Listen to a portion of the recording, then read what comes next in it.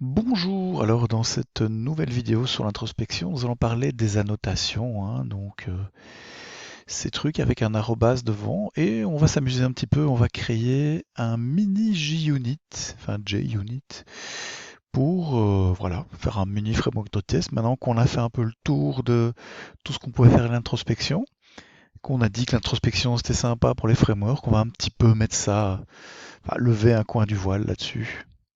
Donc alors l'objectif ce sera de pouvoir écrire un code avec des annotations. Donc on va définir, elle n'est pas encore définie, c'est pour ça que c'est en erreur, une annotation avant chaque et une annotation attestée qui, vous l'aurez deviné, dit ben voilà, ça c'est la méthode attestée. Et avant chaque méthode attestée, on va exécuter la méthode annotée par avant chaque. Alors un petit mot sur les annotations. Donc ce truc qui commence par arrobas, savoir que c'est quelque chose qui a un rôle un peu particulier, parce qu'en fait, c'est pas quelque chose qui va forcément générer du code différent. En fait, il faut voir la notation comme étant une instruction donnée à un outil qui fait partie de votre environnement de développement, voire d'exécution. Alors, ça peut être l'outil, ça peut être le compilateur, mais ça peut être aussi, voilà, le framework de test. Vous le verrez quand vous ferez du Spring, ça peut être le framework qui va exécuter votre programme. On peut lui donner des indications avec des annotations. Et c'est vraiment à ça que ça sert. Et donc on peut, au moment de l'exécution, enfin le framework peut se demander, mais dans le fond, qu'est-ce qu'on nous a raconté avec ces annotations? Qu'est-ce que je dois faire avec? Et c'est ce qu'on va voir avec l'introspection maintenant. Ensuite, nous allons maintenant définir, pour commencer, les annotations. Alors une notation, en fait, en Java, c'est défini comme étant une interface un peu particulière, c'est mis at interface, et on peut définir par des méthodes par défaut, comme dans les interfaces. On peut par exemple donner une valeur correspondant à une valeur par défaut. Alors, petite chose, il y a ceci qui est dans le chemin, oui voilà. Ce qui est intéressant, c'est ces annotations sont elles-mêmes annotées. Donc on voit ici par exemple je définis la notation attestée. Alors il y a deux annotations importantes, savoir sur quel type d'élément on va appliquer la notation. Ici, on veut annoter des méthodes, donc on dit que c'est une méthode, mais on pourrait aussi annoter des classes, on pourra annoter des attributs, des choses comme ça. Donc ça permet de savoir quelle est la portée, sur quel élément on va donner des informations supplémentaires. Alors, retention policy, il faut savoir à quel moment cette annotation va être utilisée, donc jusque quand il faut la retenir. On pourrait très bien l'utiliser au moment de la compilation et puis plus en avoir besoin après. Mais ici, on en a besoin au moment de l'exécution, vu que c'est à ce moment-là qu'on va aller chercher la méthode et la lancer. Donc, on en a besoin au moment de l'exécution. Donc, on dit runtime pour dire que c'est au moment de l'exécution. Donc, ça, c'est notre première annotation. On n'a rien mis dedans comme valeur. Voilà, on va rester simple dans un premier temps. Alors, on va voir test class. On voit qu'à tester, évidemment, bon, il y a une petite erreur pour l'instant dessus. On a défini notre mini JUnit dans un package mini JUnit, donc on va importer cette annotation et voilà, on peut maintenant taguer notre méthode test incrémenté par exemple. Bon, le test il est un peu bidon, je l'avoue, mais ça permet d'expliciter ce que c'est, enfin ce qu'on veut faire.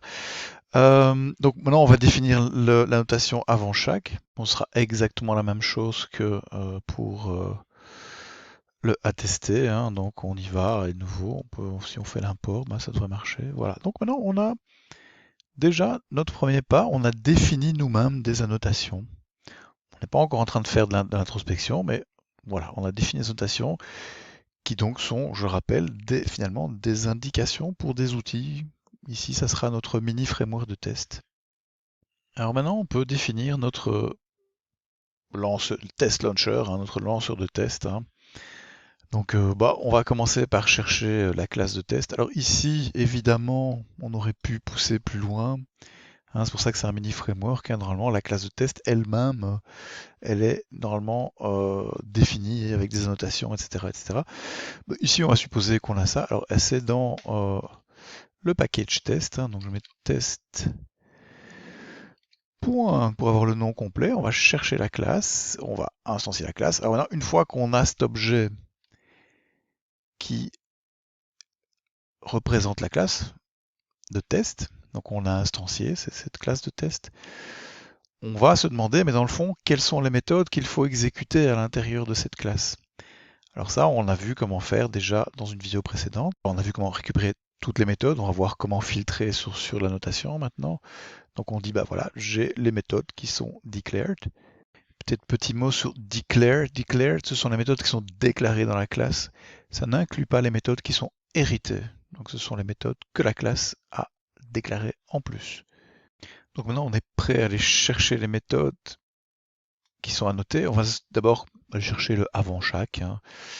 Donc on parcourt toutes les méthodes et on se demande si la méthode, elle a une annotation.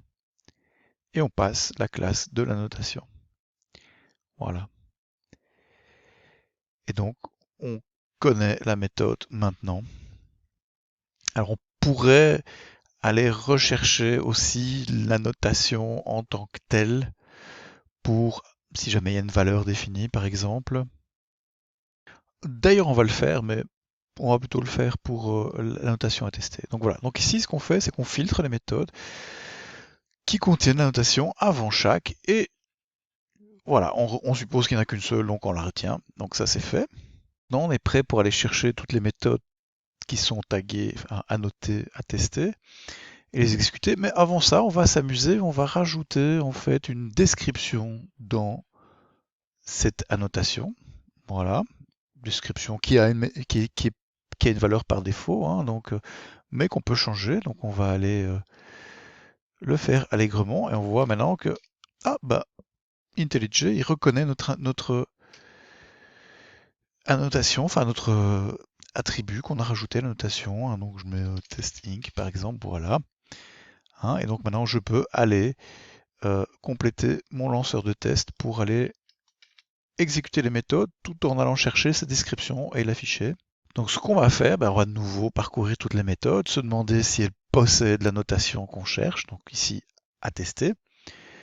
Si c'est le cas, on va simplement de nouveau avec l'objet méthode de la classe méthode, on peut aller chercher la notation et du coup on peut aller chercher ce qu'on veut dessus, hein, vu qu'on a la notation ici.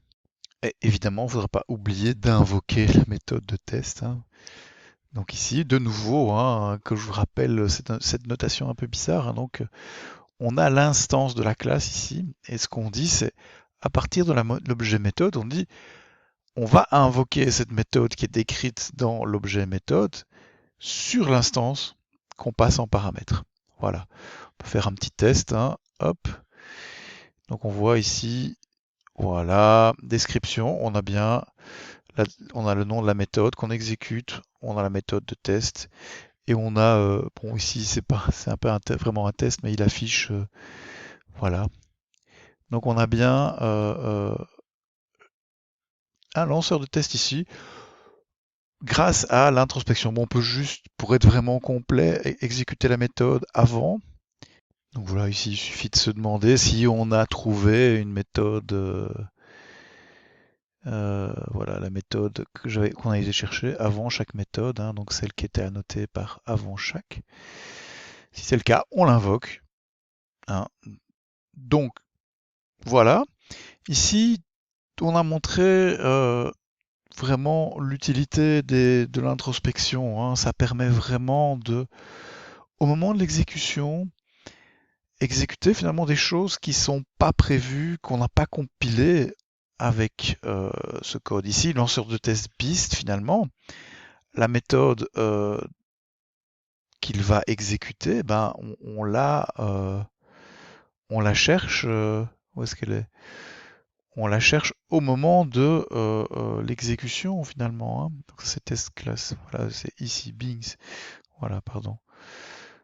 C'est au moment de l'exécution qu'on va la chercher, donc on la connaît pas cette classe. On ne sait pas ce qu'il y a dedans. On sait juste que il y aura des méthodes qui seront annotées avec les deux annotations qu'on a définies ici. Et donc ça, c'est toute la puissance de l'introspection.